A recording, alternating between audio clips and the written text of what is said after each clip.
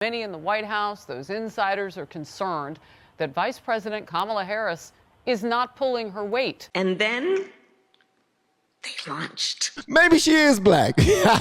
Please make sure you go to LFRFamily.com and ask me about the Bang Bang tea. We are checking out VP Kamala Harris mocked as utterly incapable following latest word salad. I guess she had another moment where she just started saying words and didn't know where the hell she was going with it, and just, you know what, I'm just shooting off the hip. What would you do if you were able to speak like that and still become VP? You would do it too. You're not going to stop doing word salads. You're going to be like, I became the vice president of America. I'm going to do more word salads. Fox News contributor and former White House press secretary, great to see you.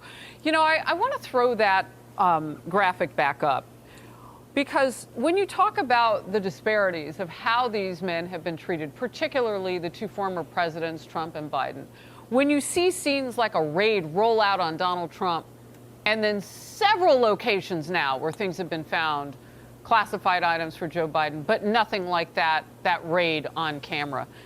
And when you see the difference in the coverage of these two men across the board, legacy media versus Fox and maybe another one, maybe another two, what does that tell you when you see these numbers?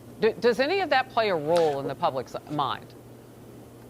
Well, look, even though President Trump reportedly did not honor a subpoena, and he, as a result, was raided by the FBI, what I do not understand is why they went in with their guns blazing, why they surrounded Mar-a-Lago, those scenes of people, FBI agents with their guns outside. They treated Trump like a common criminal when they're treating Joe Biden like the President of the United States who's getting white glove privilege. And I also can't help but wonder, they found no documents in Rehoboth today or yesterday. Joe Biden was there the previous weekend. Yes, he was. Did Joe Biden, when he was there in the midst of all of this, search for documents, find anything, and not tell anybody? Ooh. Boy, you didn't even flinch when you asked that question, because it is the question of the day. It's That's logical. where It's he common went. sense, right? Yeah, that's the house he Yes. went to as refuge while they searched the other house, which we didn't even find out about contemporaneously. It was the drip drip. And Oh, since by the way, White he's House at his won't other give house. us any information. She has such a ballerina neck, and I mean that in a good way, respectfully. We're not getting any information out of the White House. So logic says if you're finding classified documents everywhere, you go to your beach house and you look for them and you see if you find them. But they won't tell us if they did or didn't, so we don't know. It's bad. I mean, for Joe Biden, who claimed the aura of responsibility, this is reckless. This is reckless by the President of the United States, by the former Vice President, and certainly by Senator Biden walking out of a skiff with classified documents. The only issue that remains is what will they do to him, and who else saw these classified documents? The only difference is Trump just did not, he just didn't cooperate, because he declassified them, but he actually had, he could do that. He could declassify them. So he did, and he had them. So he didn't see it as being illegal, because he could do that. What happened to national security? Yeah, I mean, that's critical. You don't think that he pays $1,000 an hour attorneys to go move his stuff on a regular. I don't believe that. So who's been moving him over the years? Great and if he's had point. some of these classified documents in the 15 years That's a good since question. he was in Senate, well, That's a who good was moving question. all that stuff? Who's paying for all that? I hope our Exactly. money didn't pay for that, as taxpayers. Hey guys, wait for it a little bit. Vice President Kamala Harris is about to come up and do her word salad. It's coming, guys. It is coming. Get used to seeing more of the second gentleman, Doug Emhoff. There he is, fresh off weighty trip through Europe. The vice president's spouse will be part of a United States mission at the United Nations next week. His rise comes as many in the White House, those insiders, are concerned that Vice President Kamala Harris is not pulling her weight. And they're taking note of how often she's mocked for her skills as a communicator. She's not pulling her weight. She just coming to work and doing just enough not to get fired. Maybe she is black. She doing just enough not to get fired. My gracious. Just this week, she had another cringe-worthy moment at a ceremony for two former astronauts. Seems like a simple assignment. Bob and Doug returned to the Kennedy Space Center. They suited up. They waved to their families, and they rode an elevator up nearly 20 stories. And then they launched. Yeah. Who are you talking? Is she talking to kids again? Okay, is she talking? Please show the people she's talking to, because they gotta be kids sitting down on the floor in crisscross applesauce or something. They gotta be. Yeah. They did. They did. Oh, wow. Meanwhile, the latest Fox News polling finds the vice president's job approval is at a dismal 39%. Ari Fleischer, what say you? Well, just listening to those remarks, she gives speeches, she talks as if she's reading a pop-up book to a group of 4-year-olds. That's what I was saying, man. If you turn the cameras around, you will have to see some kids playing with their hair and eating boogers and punching each other, throwing crayons around, and some of them just looking at her all crazy like, okay, what's she talking about? I don't know what you're talking about.